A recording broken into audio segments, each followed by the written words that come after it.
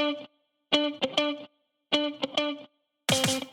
bienvenidos y bienvenidas a un podcast más de la Universidad Bíblica Latinoamericana. Mi nombre es Raquel Huertas y aquí estoy con Ángela Trejo, con la quien ya he grabado varios podcasts, ¿verdad?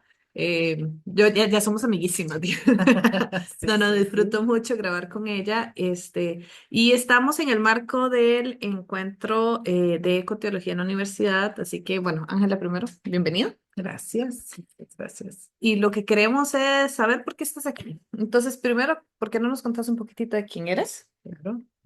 Bueno, soy Ángela Trejo Hager, soy historiadora, teóloga y biblista.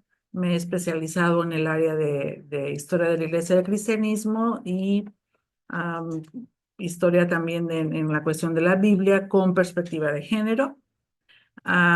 Y hoy tengo ya unos 3 años comprometida también con el tema de justicia climática. Como soy directora del Seminario Luterano Augsburgo y pastora. Y estamos como institución teológica bastante comprometidos también con la perspectiva de justicia climática en toda el área de educación teológica para las iglesias y para las personas que van a ser futuros pastores y futuras pastoras. Por eso estoy aquí también tratando de entender las pedagogías, de ver de qué manera se pueden introducir dentro de nuestra currícula y como parte importante de la certificación en justicia climática y fe que se realiza en español, donde es la coordinadora Nedia Astudillo y por quien fui invitada. Ujú. Bueno, muchas gracias, Ángela. Ángela, contame, aunque ya me acabas de resumir bastante bien y todo, pero contame qué crees que puedas aportar desde la institución o las diferentes instituciones o áreas que representas, qué puedes aportar a este encuentro. Sí, puedo aportar desde la parte de la lectura teológica bíblica. Creo que estamos entendiendo que el texto bíblico nos da muchísimo material y en las narrativas y en la historia de cómo hubo personas muy comprometidas al cuidado de la creación, de la naturaleza, desde las voces proféticas, hombres y de manera especial, pues las mujeres.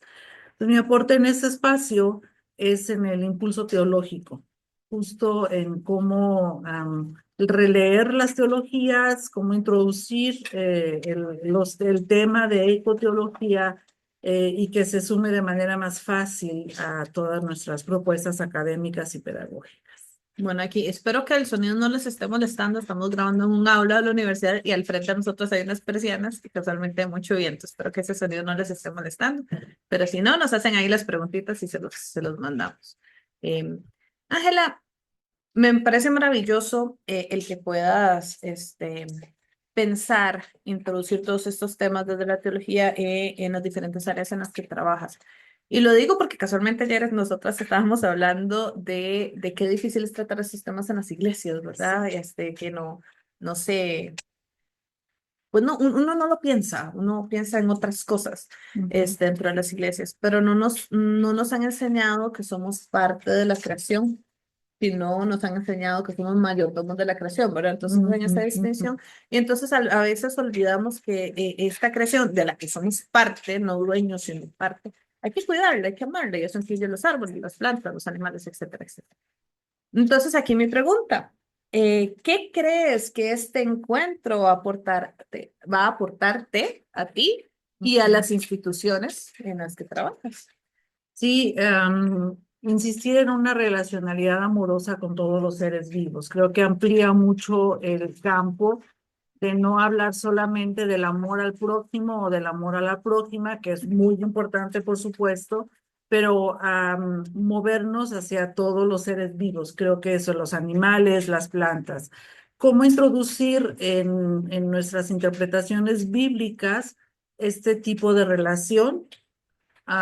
Algo que probablemente suene muy fuerte, pero cómo hablar también del tema de la salvación, que solamente lo colocamos para el ser humano, cuando tenemos textos muy interesantes de los profetas menores que hablan de una salvación para la tierra, para todos los seres vivos.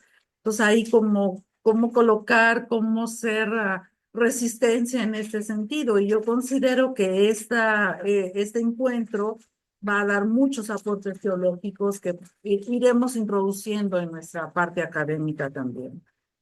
Bueno, qué interesante y qué vacilón. Siempre que hablo con vos se me vienen un montón de recuerdos a la cabeza.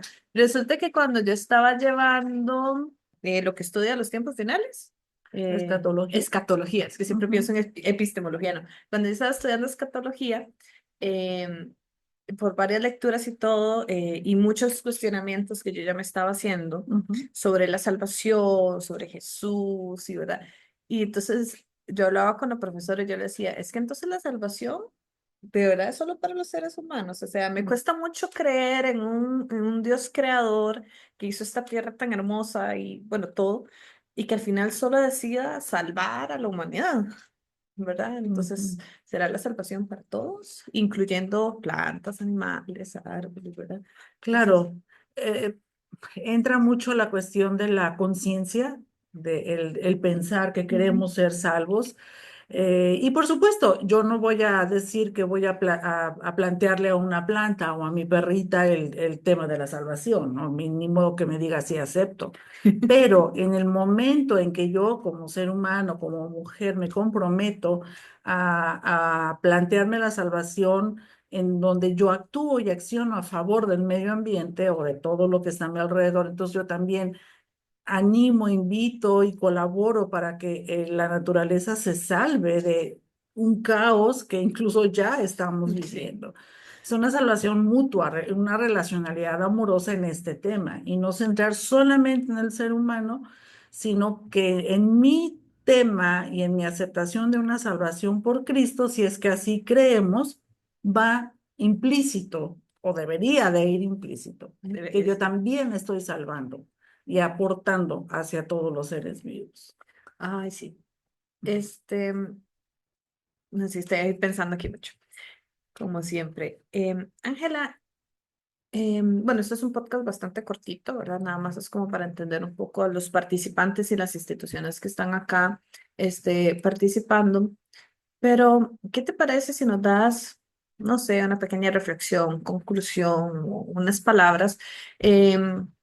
Aunque ya lo hemos hablado mucho, de por qué es importante que la ecoteología trabaje y, o sea, esté presente en nuestras comunidades, incluso en nuestra vida. Porque hablaba ahora con otra invitada y yo le decía, es que a veces la gente dice, ay, otra tecnología más, ya no saben qué inventar. Ah, Ahora resulta que esto, y ahora, ¿verdad? Pero a veces no nos damos cuenta que es que las cosas van surgiendo por necesidades, ¿verdad? ujú. No es que uno nada más inventa y ya, se empieza a ver algo y se crea una forma de bueno, de trabajarlo, de entenderlo, etcétera, etcétera. Entonces, ¿por qué no nos cuentas un poquitito desde tu perspectiva, por qué es tan importante que la ecotología esté presente en los estudios bíblicos, en los estudios teológicos, en las iglesias o incluso en las personas?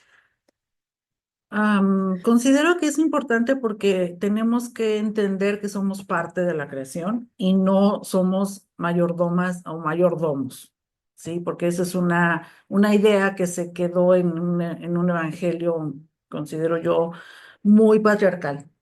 Y aquí la propuesta es que yo soy parte de la naturaleza, soy parte de toda la ecología de esta casa común y viéndolo desde esta perspectiva, entonces yo voy a construir de manera comunitaria con otras organizaciones, con las comunidades de fe, que son las más comprometidas, es lo que estamos observando en este encuentro. Voy a hacer todo lo posible para que esta casa común sea buena para todas y todos y no colocarme como ser humano encima de la naturaleza, sino que soy parte de todo este ambiente ecológico y como tal, pues entonces voy a trabajar para que pueda ser un espacio mucho, mucho mejor en comunidad. Creo que el punto aquí a rescatar es esto, que todas y todos tenemos que colaborar para que este espacio sea bueno. Ah, me encanta. Sí. Bueno, Ángela, muchísimas gracias. Tengo más preguntas, pero si no, vamos a hacer un podcast muy largo. Muchas gracias por participar. Un Tus placer. reflexiones me hacen pensar mucho, me hacen meditar mucho y creo que eso es muy bueno. Hacer las preguntas correctas también a veces es importante, aunque no tengan respuestas. Aún. Aún, claro. Pero la búsqueda de la respuesta nos genera un gran aprendizaje. Espero que les esté gustando mucho esta serie. Pueden dejarnos sus dudas, preguntas, comentarios. Si no está de acuerdo, siempre de forma muy respetuosa, recordemos, podemos también ponerlo todo ahí. De eso se trata, entablar un diálogo entre las diferentes, de los diferentes puntos de vista que existen. Muchas gracias por Gracias a acompañarnos. Ángela Trejo, Raquel Huertas, un placer y nos vemos en otro. usted.